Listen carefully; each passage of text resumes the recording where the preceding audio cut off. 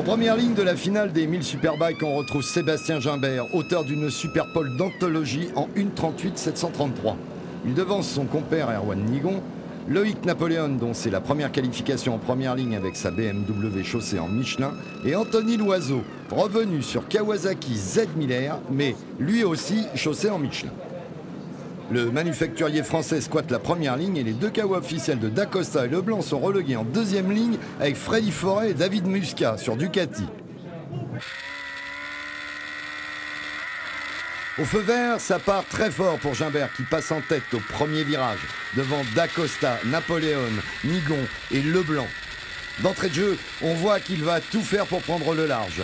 Vu de la moto d'Erwan Nigon, on vous laisse apprécier la bagarre lors d'un départ de finale. Respect pour les pilotes parce que, question gros cœur, ils ne craignent vraiment personne.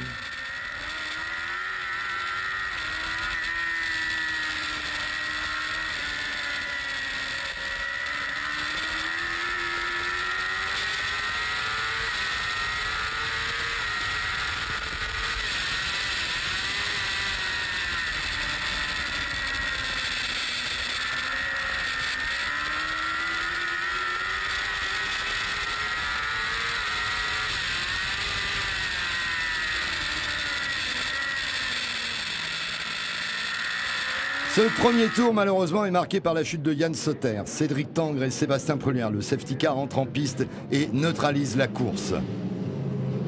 Ça repart et Sébastien Gimbert prend rapidement plus d'une seconde d'avance, quasiment à chaque tour. Il est suivi par Julien Dacosta, Erwan Nigon, Loïc Napoléon et à quelques mètres, Leblanc et Forêt bien partis dans le bon paquet. Nigon et Napoléon se livrent une bagarre bien saignante pour la troisième place. Nicolas Pouer, le numéro 72, se fait une grosse chute, mais il en sort indemne. 6 tours avant la fin de course, Julien Dacosta rétrograde dans les chronos et se fait doubler par Erwan Nigon et Loïc Napoléon. Sébastien Gimbert, à ce moment, a 3 secondes d'avance. Grégory Leblanc et Freddy Forêt se rapprochent également de Dacosta en 4e position. La 7e place est alors détenue par Guillaume Détriche, qui ne tarde pas à rentrer au stand, malheureusement, sur problème mécanique. Julien Dacosta est toujours à la peine. Grégory Leblanc en profite pour prendre l'avantage et va se retrouver en 4e position. Le podium final est composé de Gimbert, Nigon et Napoléon. Un podium entièrement Michelin et BMW. Si on peut saluer la performance, on restera sur notre fin quant au suspense. Les Kawa ne déméritent pas pourtant, mais il va falloir réagir côté pneumatique. Ouais, j'étais bien, j'avais du souffle, j'étais bien. J'ai les bras qui ont un peu faibli vers la fin, mais bon, je pense que c'est tout le monde. Hein. C'est un circuit très physique, donc voilà. Heureux, forcément. Là, ça fait encore 5 points de marqué. 6 points avec la Superpole. Voilà, ce qui est pris est pris. Et puis, je crois que je commence à mettre un petit peu de distance avec mes poursuivants. Donc pour moi, c'est super boulot. L'équipe nous a vraiment aidé ce week-end à 200%. On s'est mis les têtes dans la bulle depuis la victoire d'Albacete avec Erwan. Et on arrive ici, on est en forme. Michelin nous a donné des pneus encore fabuleux. Donc voilà, je suis hyper content, hyper satisfait du boulot. Il en reste une.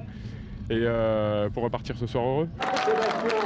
Le podium de la Manche est un moment presque historique en fait, parce que 3 BM en Michelin sur le podium, ça ne s'était jamais vu.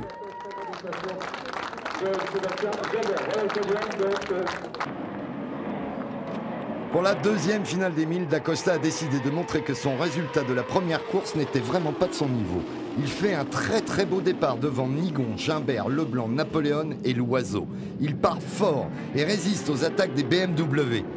Sa Kawa ressort toujours mieux des courbes et lui permet de contenir les assauts des machines allemandes menées par 2 pilotes qui sont vraiment, eux, au-dessus du lot. Il va mener ce train durant 8 tours, alignant des chronos proches des temps de qualification.